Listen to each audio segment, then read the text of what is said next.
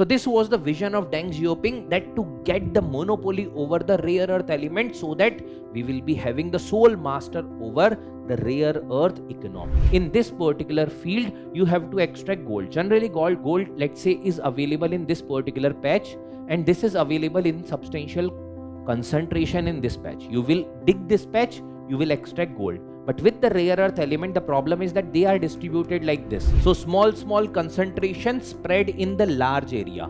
Now in that manner, you have to extract and dig all entire field, which will be comparatively lesser economically viable. So similarly, China also did this thing. So they have weaponized the rare earth element. When United States imposed the tariff on China, China retaliated in the form of the export control policy or the export control of the rare earth element, because just like oil defined power in 20th century, the critical minerals will define the power in 21st century.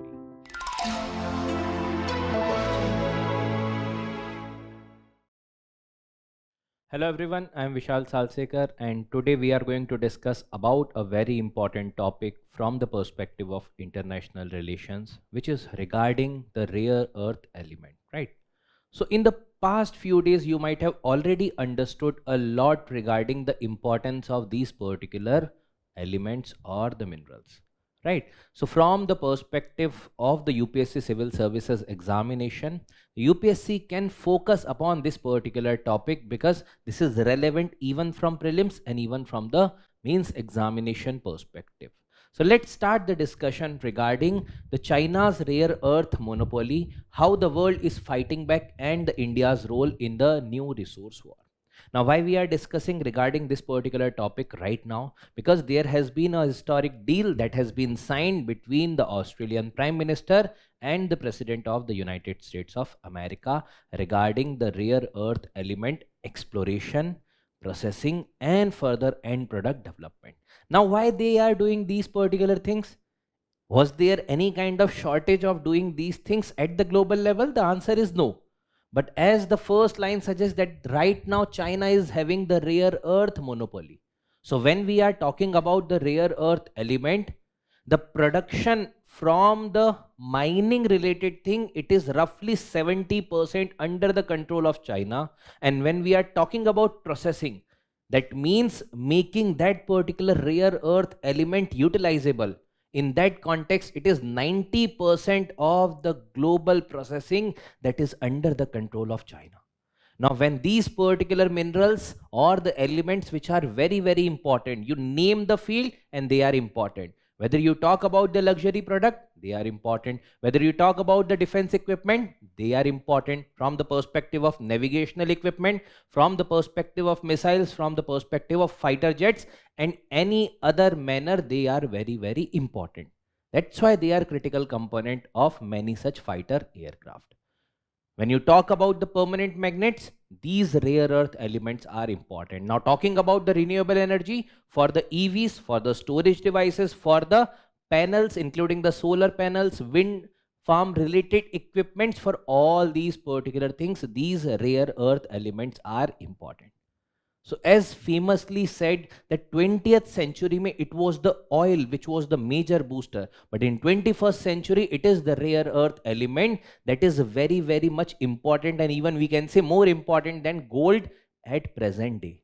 That's why if there is anything at the global level which is going to happen related to the rare earth element and where the India's interests are also involved, that particular thing we have to discuss, and UPSC can also ask regarding that particular topic. That's why in this weekly discussion of the international relations related current affairs, I have included this particular topic.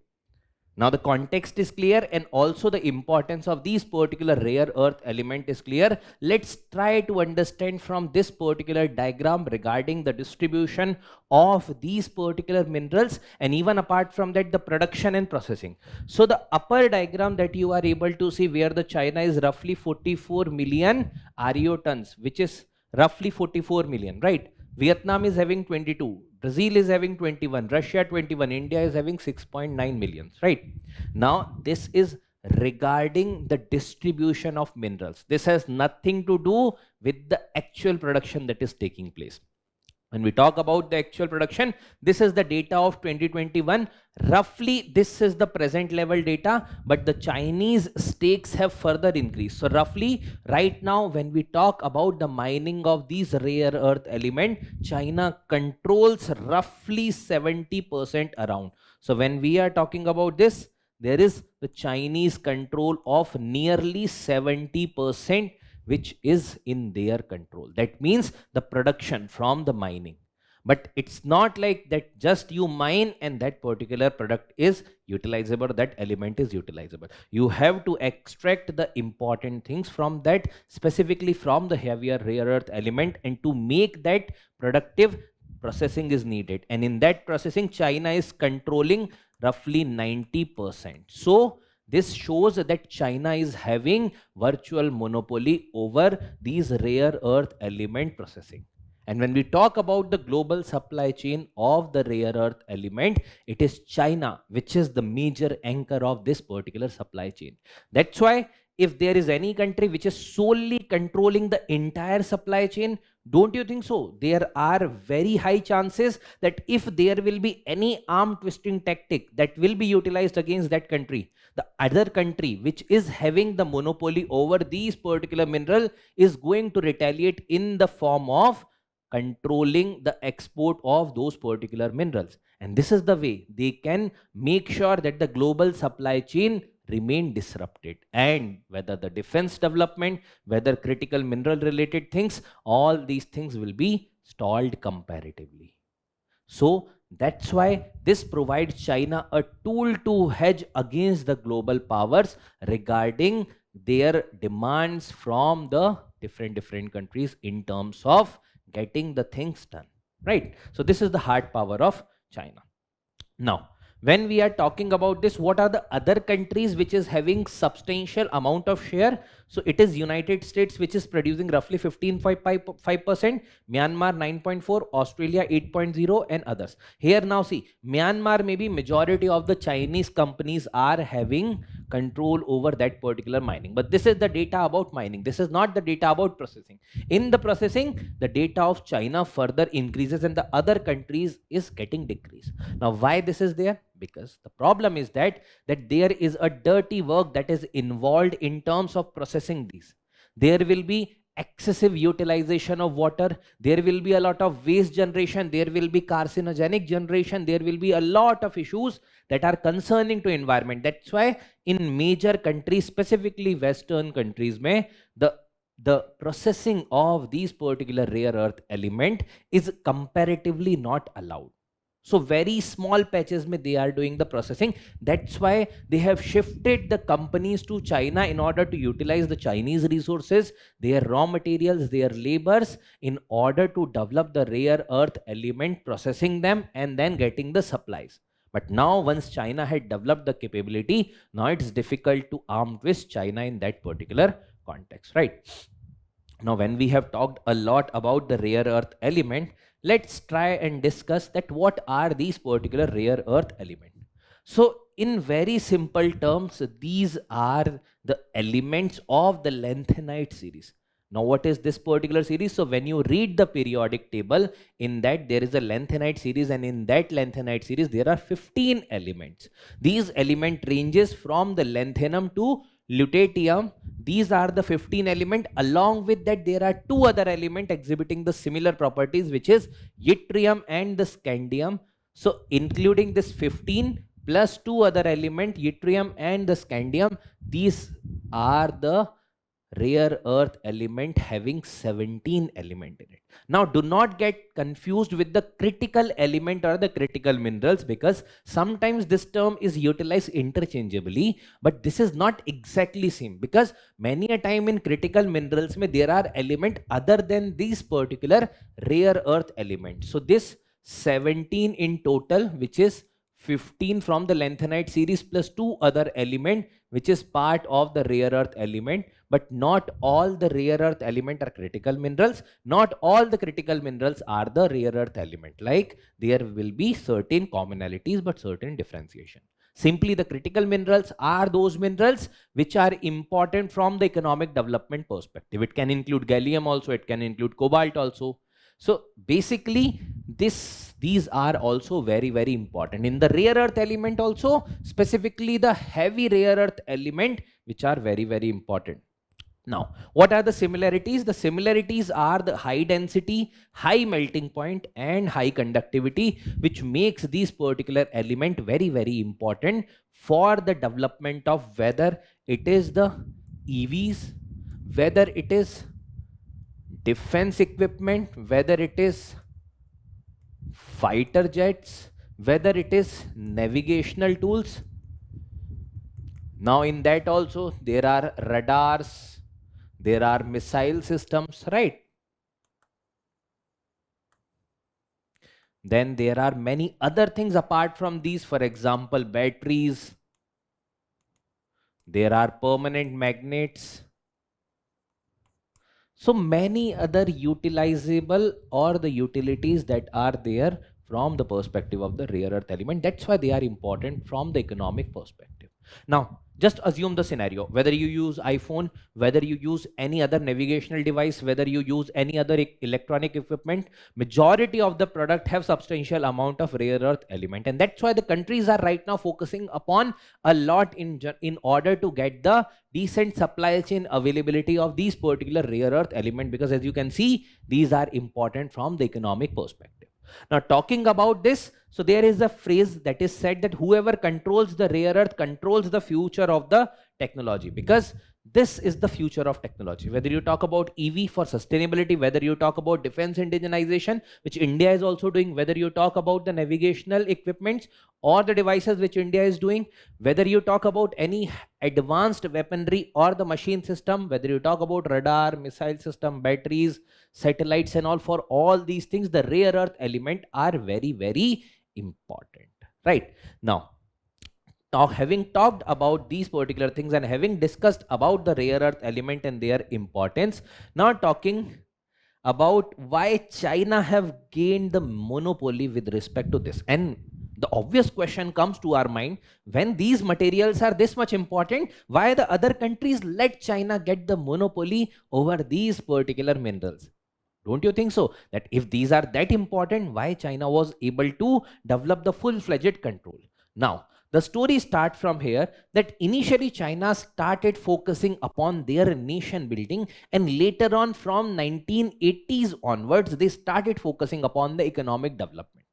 Now, it was famously said by Deng Xiaoping, who was also the president of China at that point of time. He focused upon that right now the Middle East or the Western Asian countries are having the oil supplies. That means they can control the economy through the control over the oil system. But don't worry, China is having another alternative, which is the rare earth element. And tomorrow China will show to the world that what are these particular rare earth element and what are their utilities. And this is right now getting fulfilled in terms of how China is behaving. Now see, a few days back, President of the United States have initiated certain tariffs. He initiated tariffs against different countries of the world, including India also, even including the reciprocal tariff. He also initiated tariffs against China, but China retaliated. How China retaliated? China did one thing, the export control policy of the rare earth element. Now, having discussed about the importance or the application of the rare earth element, now you can easily get that when the supply or the export of these particular rare earth element is going to be curtailed, it is going to impact economy. Whether you talk about sustainability, whether you talk about defense, whether you talk about EVs, navigation, anything, that is going to get hampered if the country is over reliant on China. So this was the vision of Deng Xiaoping, that to get the monopoly over the rare earth element so that we will be having the sole master over the rare earth economy, right? Now, later on, what they have done, they started with the vertical integration. Now, in the business processing terms, this vertical integration means from the mining to the last mile product, that particular thing entirely will be developed in China. Now, why other countries were not developing? Because simple reason is that at the mining and refining, there was a issue regarding this, that this includes the environmental hazard. This includes the issues that the environment is getting polluted. So you need the lax environmental regulation. Many such Western countries were not allowing this. So in that particular manner, what China did, China started integrating its mining with its processing capabilities, and gradually, obviously, when the countries which did not wanted to produce these minerals by themselves, they wanted to supply it, the process of getting the mineral extracted and processing of that particular mineral to other country, so that their own environment will not get polluted, but the environment of the other countries is going to get polluted.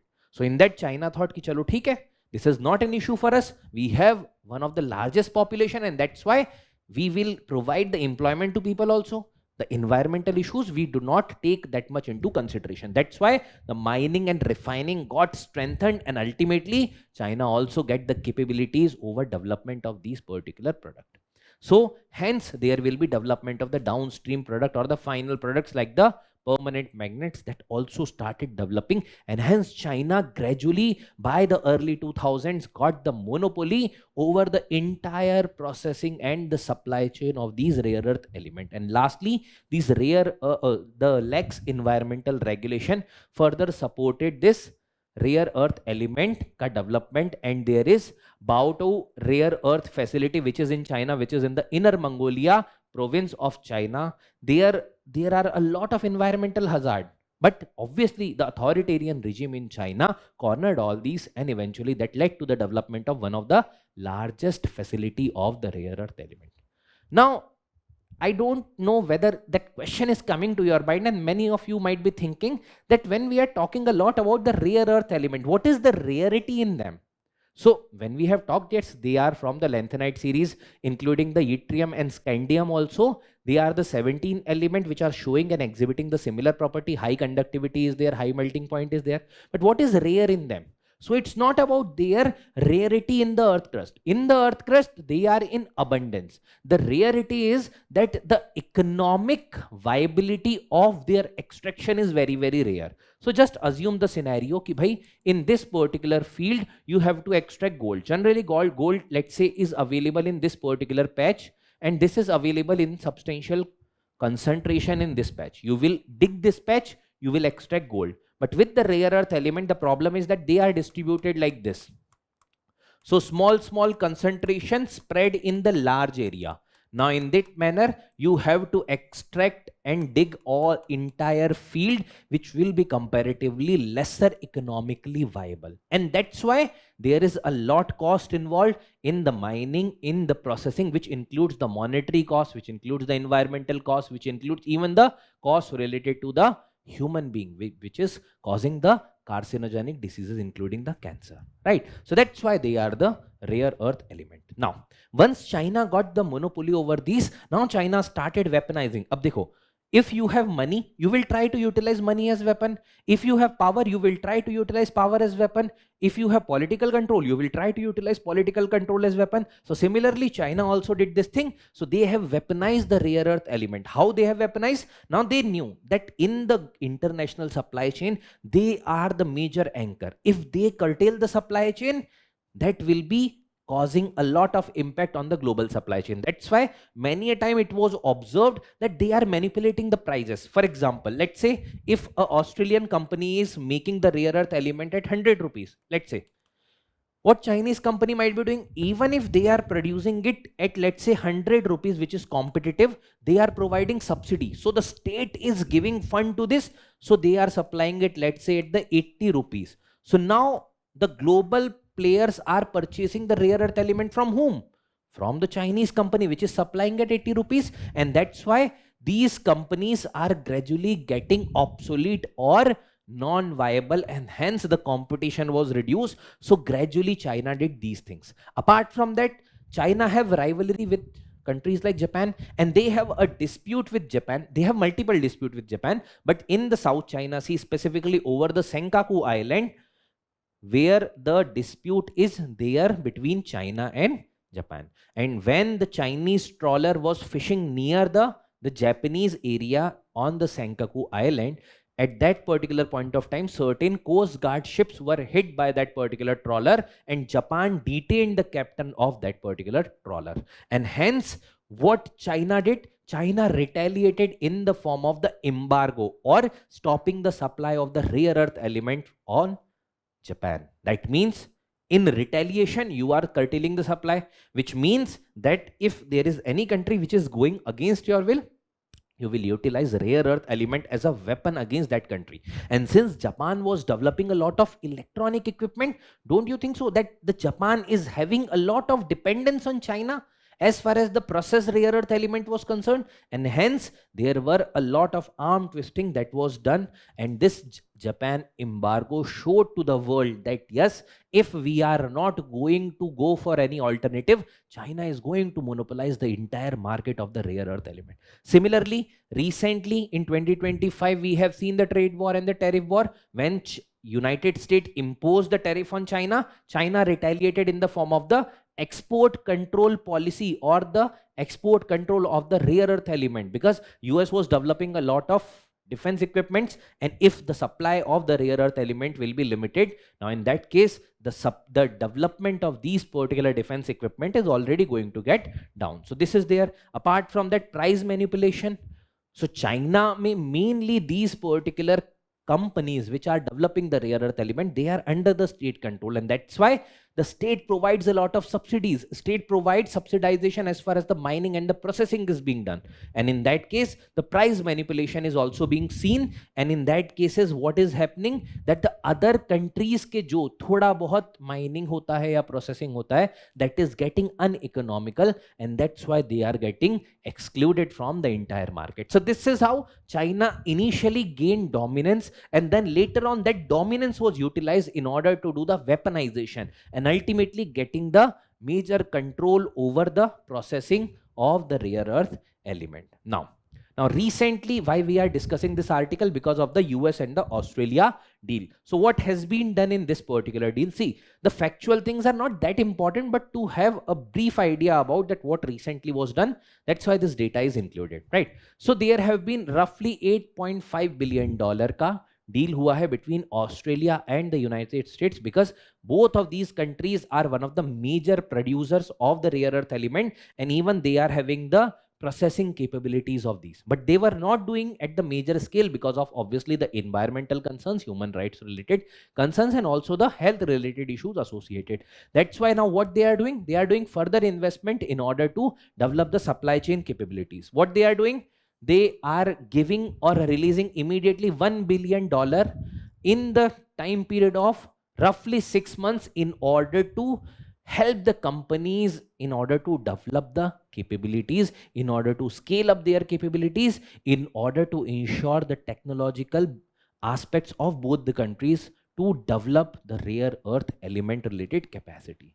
Apart from that, what they are doing, up to $2.2 billion ka financing for the critical minerals project through the America's Export Import Bank. So see, if you see this particular deal in nutshell, America is acting basically as a financer for the major producers of the rare earth element, and apart from that, supplying even the technological capabilities to the other countries, including Australia, right? And in that manner, they are also including the third countries like Japan in multiple projects in order to include the capabilities of all these three countries, which are having the substantial control also over the rare earth element related processing apart from China. So China is having virtual monopoly, but uske alawa jo bacha kucha market hai, there these countries are having roughly some kind of control.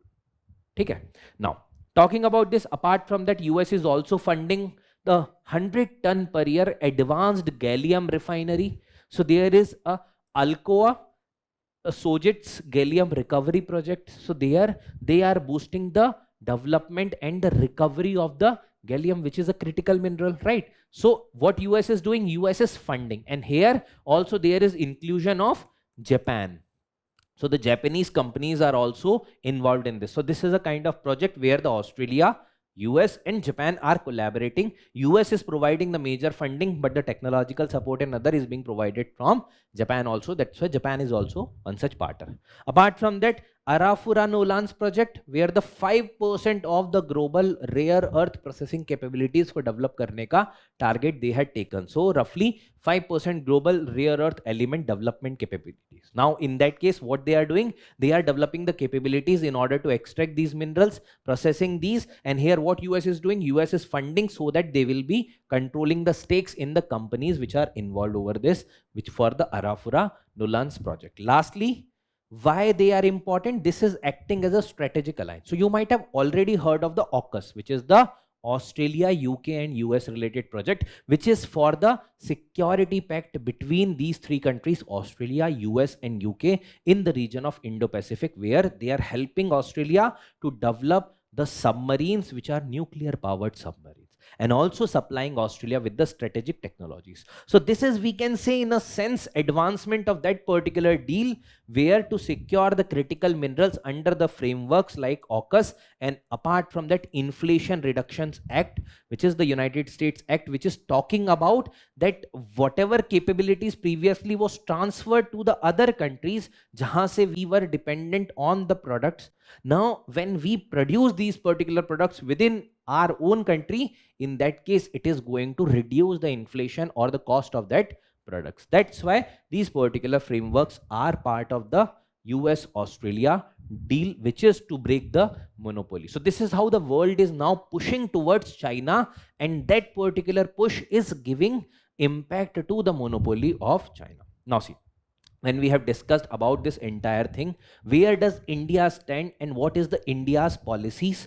and the strategic imperatives, right? So why we are discussing this? Because see, whatever utilities we have discussed, whether it is EVs, whether it is defense equipment, whether it is navigational things, whether it is satellite, whether it is, let's say, the storage devices, whether it is any other things like the solar power, wind power related things, all these are dependent on the rare earth element. A few days back, China put the ban, or we can say the export control on supplying of the permanent magnets, which are again the rare earth magnets. So when India is dependent on these particular products for, let's say, navigational equipment or any other equipment, and if China is not supplying, then whom to contact? So that's why India is also in that particular faction jahan par we are trying to find the alternative. So talking about the rare earth elements cruciality for India, first for the defense indigenization, because on one side we are talking about the Atmanirbhar Bharat or indigenous defense related things, and there we are developing our own capabilities. We are signing the deal with other countries to supply the defense equipments.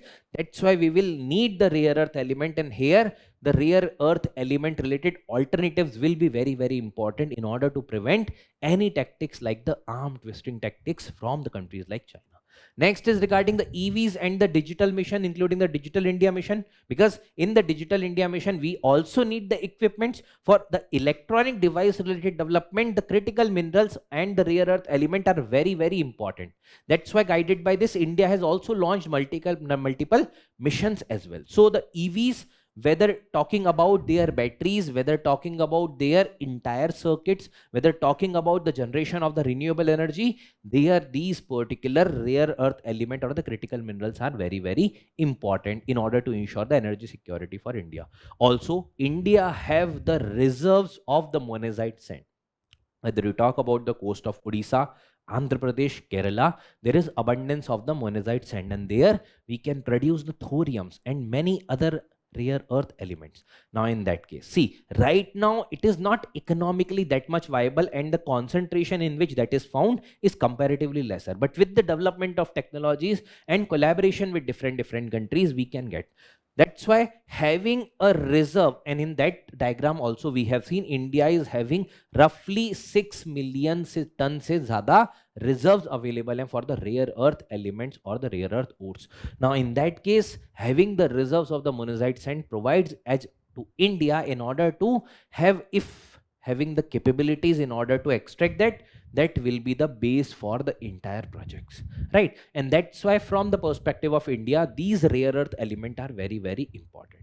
Now talking about how India is responding, because this is the way we can expect that India is also developing its own capabilities as far as the rare earth element are concerned. What India is doing, first it is doing the domestic exploration. So here the reserves which are there with India, which is in the form of the monazite sand, in the form of monazite sand, whether on the coast of Odisha, Andhra Pradesh, Kerala, there we can extract a lot of lighter and certain other rare earth elements, right? Apart from that, India has also launched the Critical Minerals Policy 2023, where India is doing the collaboration with multiple countries, and India is also building the supply chain from the production to the export of these particular critical minerals. And an extension to this is identified in the form of National Critical Mineral Mission, which was launched in 2025. Now, the objective of this, in order to go for development of the supply chain, because supply chain mein there is extraction or production, there is processing, and there is final product development. Now, for that supply chain, you will need certain raw material.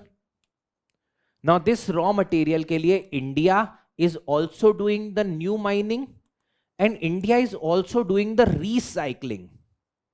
So recently India has launched the project for the recycling. That means whatever the end of the life products are there, there will be an entire circular economy that will be created. And from these products, we are going to extract the rare earth element and the critical mineral, which are already there in economy, but to some extent they are getting excluded. So through the recycling, we are also going to get that. Apart from that, Mineral Security Partnership, which is a US-led alliance of the developed countries mainly, and India is also partner in that. So in that, they are trying to develop the alternative of the Chinese supply chain. That means these countries are going to collaborate among themselves. They are going to build the capabilities entirely, not only for the rare earth element, but also for the critical minerals also, which are important from the economic perspective. Also, Indo-Pacific Economic Framework, which was recently signed, in that also there is a pillar which is regarding the supply chain resilience. Supply chain resilience pillar, where India is also one such major power, and India is right now the vice chair of this particular Indo-Pacific Economic Framework ka supply chain resilience. And here the supply chain resilience also includes the supply chain resilience as far as the rare earth elements are concerned. Lastly, there is a public sector undertaking, which is the Khanij Videsh India Limited Kabil, which is doing the partnership with multiple countries. For example, for the lithium, we are doing the collaboration with Argentina. With many other countries, we are doing collaboration in order to get the extraction, in order to support the processing, and in order to develop the entire economy for the mineral, which are very, very important from the economic perspective. So this is how India is responding in the global turmoil. When the world is looking towards the alternative of China, India is also trying to provide certain inputs by collaborating with multiple countries and also giving its own domestic solutions. Now, lastly, we can say that, see, to some extent, it is the new kind of Cold War. Right now, the world exactly is not fighting. They are not utilizing their arms and ammunition, but what they are doing, they are trying to utilize the economic tactics, the arm twisting. Now, arm twisting based upon this, based upon the rare earth element. They are controlling the export of that. Previously, they have developed the capabilities, and here we are talking about specifically China, right? Initially, they have developed the capabilities, but now they are utilizing this capability in order to prevent the supply chain development across the country. And that's why this is an eye-opener for the entire world to seek the other alternative of these particular products. So just like oil defined the power in 20th century, the critical minerals will define the power in 21st century. Now, this can be a closing for your answer if you are writing any answer with respect to the rare earth element or the critical minerals ka importance. And from the international relations perspective, this will be a very, very important topic. From last 1 year, there was multiple times it was covered. It was covered from the trade wars perspective. It was covered from the perspective of prevention of supplies of the rare earth element to India also. And also right now there has been the deal signed. So multiple contexts are there, but because of these particular contexts, one topic which becomes important is the rare earth and the critical mineral related supply chain. And what will be the benefits we have seen, what are the issues in that we have seen, and what can be way ahead, how the different countries are collaborating, we have seen.